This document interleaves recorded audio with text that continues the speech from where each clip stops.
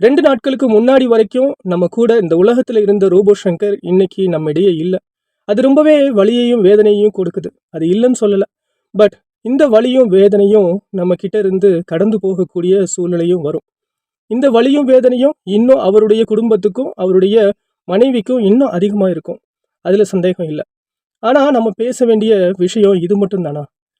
Robot சங்கருக்கு இன்னைக்கு ஆழ்ந்த அனுதாபம் சொல்றது நியாயமான விஷயம்தான். அது நம்மளுடைய இருதயத்திலிருந்து வரக்கூடிய விஷயம். இன்னைக்கு ரோபோ சங்கர் மட்டும்தான் இப்படி கல்லீரல் பாதிக்கப்பட்டு இறந்து போயிருக்காரா? இது மாதிரி எவ்வளவோ பேர் இறந்திருக்காங்க. அவங்களுக்கெல்லாம் நம்ம அனுதாபம் கூறணுமா? இறந்து போனவங்க வீட்டுக்கெல்லாம் போய் இவ்வளவு தூரம் நம்ம எல்லாம் ஆறுதல் சொன்னோமா? இல்லையே. இன்னைக்கு ரோபோ சங்கர் ஒரு பிரபலம் அப்படின்ற காரணத்தினால தானே எல்லாரும் போய் இரங்கல் சொல்றோம். ஆனா இந்த மதுவுனால எவ்வளவு பேர் பாதிக்கப்படுறாங்க கொஞ்சமாவது யோசிக்கிறீங்களா? இன்னைக்கு நடக்கக்கூடிய விஷயத்தை மட்டும் நம்ம பார்த்துட்டு கடந்து போயிடுறோம். அவங்கவுங்க வேலையை பார்த்துட்டு போனாங்கன்னா யாரு தான் பூனைக்கு மணி கட்டுறது?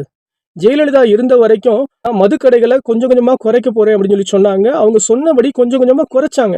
ஆனா இன்னைக்கு இருக்கக்கூடிய அரசியல்வாதிகள் யாராவது ஒருத்தராவது மதுக்கடைகளை நான் குறைப்பேன், இல்ல மதுக்கடைகள் இல்லாம நான் ஆட்சி பண்ணுவேன் அப்படின்னு சொல்லிட்டு யாராவது வாக்குறுதி கொடுக்குறாங்களா? யாருமே இல்லையே. இப்படி இருக்கும்போது மது கிட்ட இருந்து மக்களை காப்பாற்றுவது யாரு? இந்த கேள்வி எழுதா இல்லையா? சின்ன பசங்க ஏதாவது ஒரு சூழ்நிலையில நம்ம தண்ணி அடிக்கலாமா அப்படின்னு யோசிச்சு கொஞ்சம் திரும்பி பார்த்தா கூட அந்த இடத்துல மதுக்கடை இருக்கு. தெருவுக்கு 2 மதுக்கடைகள் இருக்கும்போது அவன் மனசு மாறுறதற்கு கூட டைம் கொடுக்காம உடனே போய் அவன் மதுவை அருந்துறதுக்கு இங்க வாய்ப்பு அதிகம். தொடர்ந்து அவன் மது குடிக்கும் போது அதுக்கு அடிக்ட் ஆயிடுறான், கல்லீரல் பாதிப்புக்கு உள்ளாகிறான். இதை ஏன் புரிஞ்சுக்க மாட்டீங்க? ஜல்லிக்கட்டுக்கு போராடின நம்ம உயிருக்கு நாம ஏன் போராட மறுக்கிறோம்? மனிதத்துக்கு மேல எதுவும் பெருசு இல்லை. மனித உயிருக்கு மேல எவ்வளவு கோடியும் பெருசு கிடையாது. இன்னைக்கு ரோபோ சங்கர் மனைவி கிட்ட போய் 100 கோடி ரூபாய் பணம் உங்களுக்கு வேணுமா, இல்ல நான் ரோபோ சங்கருக்கு 10 வருடம் ஆயில நான் நீட்டி கொடுக்கவா அப்படின்னு கடவுள் கேட்டா அவங்க பணத்தையா கேட்பாங்க? ரோபோ சங்கருடைய உயிர் 10 வருஷம் இருந்தா கூட அவர் என் கூட இருக்கட்டும், அதுதான் வேணும் அப்படின்னு சொல்லுவாங்க. உயிரோட வேல்யூவை புரிஞ்சுக்கோங்க. மக்கள் நாம தான் மது கடைகளை மூடுறதுக்கான ஸ்டெப்ஸ் எடுக்கணும். ரோபோ சங்கர் தெரிஞ்சவர் அப்படின்னு சில பேர் இரங்கல் சொல்லியிருப்பீங்க. ரோபோ சங்கர் வீட்டிற்கு போய் இரங்கல் சொன்னோம்னா தான் நம்மளை மதிப்பாங்க அப்படின்னு சிலர் போய் இரங்கல் சொல்லியிருப்பீங்க. இன்னும் கொஞ்சம் கட்சிக்காரவங்க நம்ம கட்சியினுடைய பெயர் வெளியில தெரியணும் அப்படின்றதுக்காக போய் இரங்கல் சொல்லியிருப்பீங்க.